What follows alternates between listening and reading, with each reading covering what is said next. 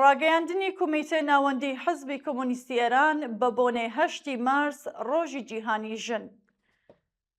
8 مارس ڕۆژی جیهانی ژن لە هەموو ژنان و پیاوانی ئازادیخواز و یەکسانی خواز، لە کرێکاران و زەحمەتکێشان، لە کچانی بوێر و دایکانی خۆڕاگەر، لە هەڵسووڕاوانی بزوستنەوە کۆمەڵایەتیەکان و لە سەرجەم ئەو مرۆڤانەی کە بۆ جیهانێکی دوور لە هەڵاواردن، چەوساندنەوە و ستەم تێدەکۆشن بە گەرمی پیرۆزبای دەکەین.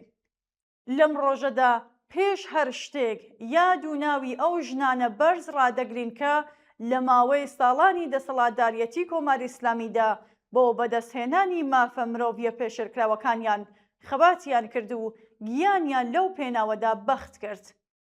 ئەو ژنانەی کە لە شەقام، زانکۆ، کارخانە، گەڕاک، زیندان و هیتردا لە بەرامبەر سوکایەتی و توندوتیژیدا وەستانەوە و بە خۆڕاگری خۆیان بوونە چرای ڕێگای نەوەکانی دوای خۆیان. سڵاو دەنێرین بۆ هەموو ئەو ژن و کچانەی کە لە شەپۆلەکانی سەرکوت، لە ناڕزایەتی و ئاخێزەکان و لە خۆڕاگریەکانی ڕۆژانەدا لە ئەشکەنجە و گوللە و زیندان نەترسان. 8 مارس بۆ ئێمە ڕۆژی پەیمان نوێکردنەوەیە لەگەڵ ئەوانەی قارەمانانە خۆڕاگریان کرد تا ژن مرۆڤ بێت، ئازاد بێت و یەکسان بێت. ئەگەر 8مین ڕۆژی 8 مارس هەر لە سەرەتاوە مۆرکی شۆڕشی ژنانی کرێکاری بە ناوچاوانیەوە بووە، هۆکارەکەی ئەوەیە کە ستەمی سەرژنان و ستەمی چینایەتی ئاوێتە یەکتر بوون.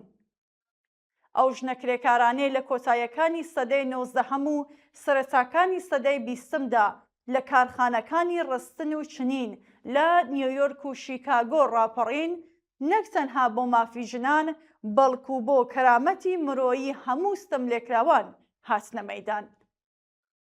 پێشڕەوی بزوستنەوەی ڕزگاری ژنان مسۆگەر نابێت مەگەر بە هاتنە مەیدانی کۆمەڵانی ملیۆنی ژنانی کرێکار و زەحمەتکێش. بەرژەوەندی ژنان و پیاوانی کرێکار لەوەدایە کە لە ڕێکخراوە جەماوەری و چینایەتیەکان و لە حیزبی سیاسی خۆیاندا خۆڕێبخەن و دەست لە ناو دەستی یەکتر بۆ کۆتایی هێنان بە هەر چەشنە ستەم و سەرەڕۆیەکی سیستەمی سەرمایەداری خەبات بکەن. هیچ بزوستنەوەیەکی کە ئەم پەیوەندیە لە بەرچاو نەگرێت ناگات بە ڕزگاری ڕاستەقینەی ژنان. خەبات بۆ یەکسانی ژن و پیاو لە خەبات دژی هەژاری، بێکاری، نائەمنی پیشەیی، سەرکوتی ڕێکخراوبوون و دژی بە کاڵاکردنی مرۆڤ گیان ناکرێتەوە.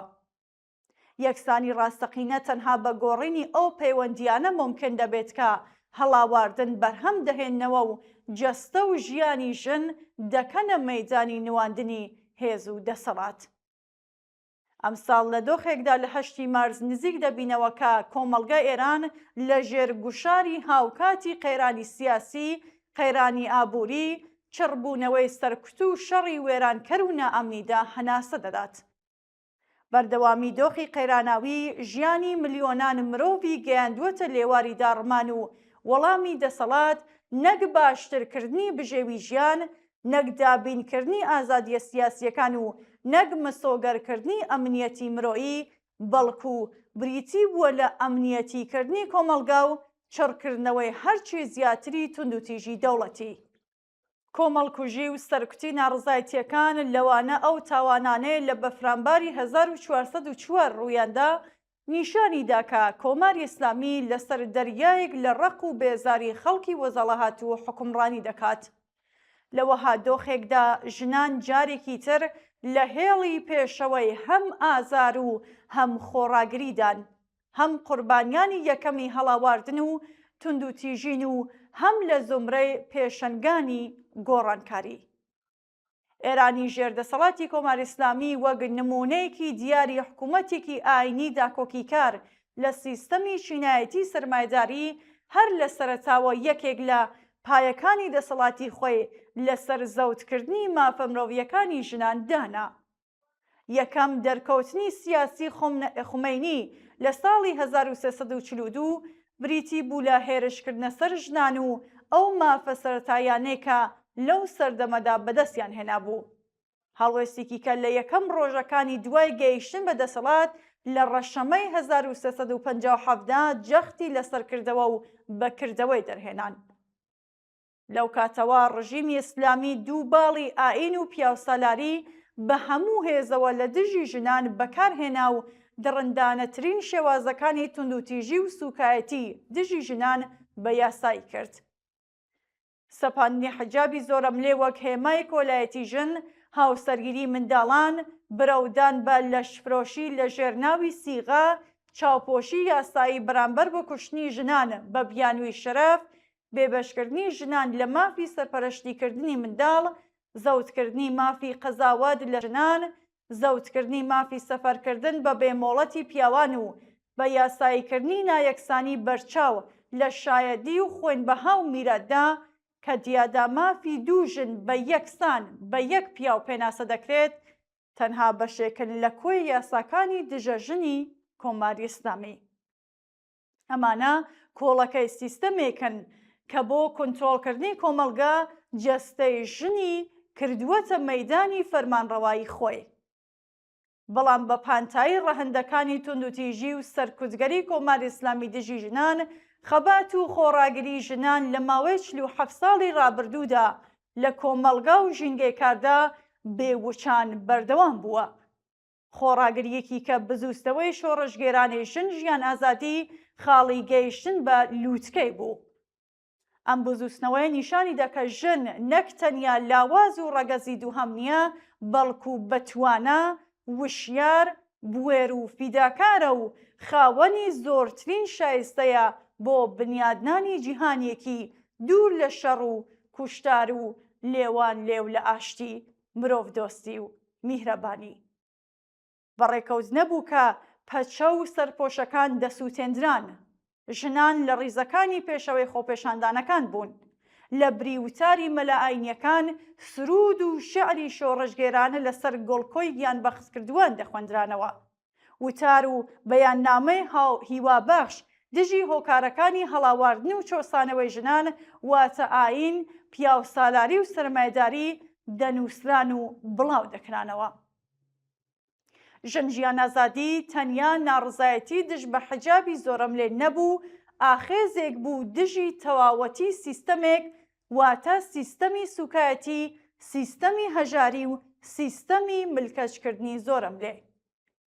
کەم نین ئەو ژنە چاونەترسانەی کە لە سیاچاڵەکانی ڕژیمی ئیسلامیدا خەباتیان کرد، تەسلیم نەبوون و گیانی ئازیزیان لە پێناو ئامانجە بەرزەکانیاندا فیدا کرد.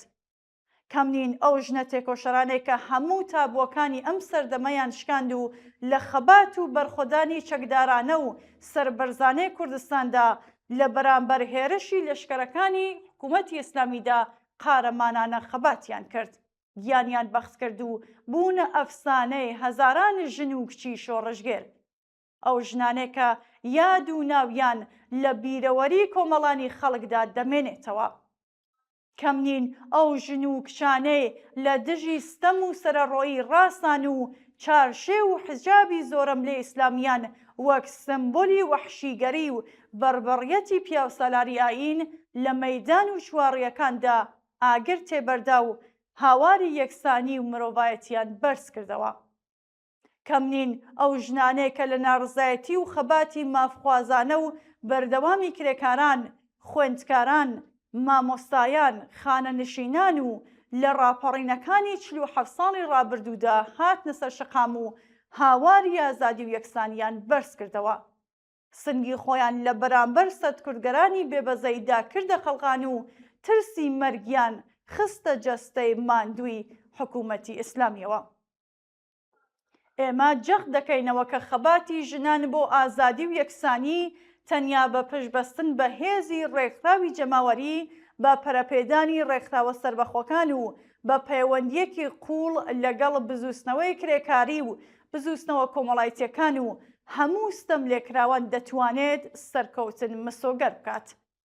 ئێمە لەسەر پێویستی بەهێزکردن و پەرەپێدانی ڕێکخراوە جەماوەریەکانی ژنان، ڕێکخراوە کرێکاریەکان، ئەنجومەنە پیشەیەکانی مامۆستایان و پەرستاران، شۆراکانی شوێنی کار و گەڕەکەکان و یەکگرتووی، هەموو هێزە ئازادی خواز و یەکسانی خوازەکان دژی کۆماری ئیسلامی جەخت دەکەینەوە. ئەم ڕژێمە بە هەموو ئامرازەکانی سەرکوت و فری و تێدەکۆشێت ژنان ناچار بە بێدەنگی بکات یان خەباتەکەیان بەرەو ئاراستەیەکی بێمەترسی و بێکاریگەر بەلاڕێدا ببات. ئازادی و یەکسانی دیاری دەسەڵات نییە، بەڵکو بەرهەمی خەباتی وشیارانە و ڕێکخراوە. داهاتوو بە هەڵوەشانەوەی تەواوەتی ئەم سیستەمە بە کۆتایی هێنان بە هەر چەشنە هەڵاواردنێکی ڕەگەزی، نەتەوەئی، ئاینی و چینایەتی و بە بنیادنانی کۆمەڵگایەکی ئازاد، یەکسان و خۆشگوزەران بەدی دێت.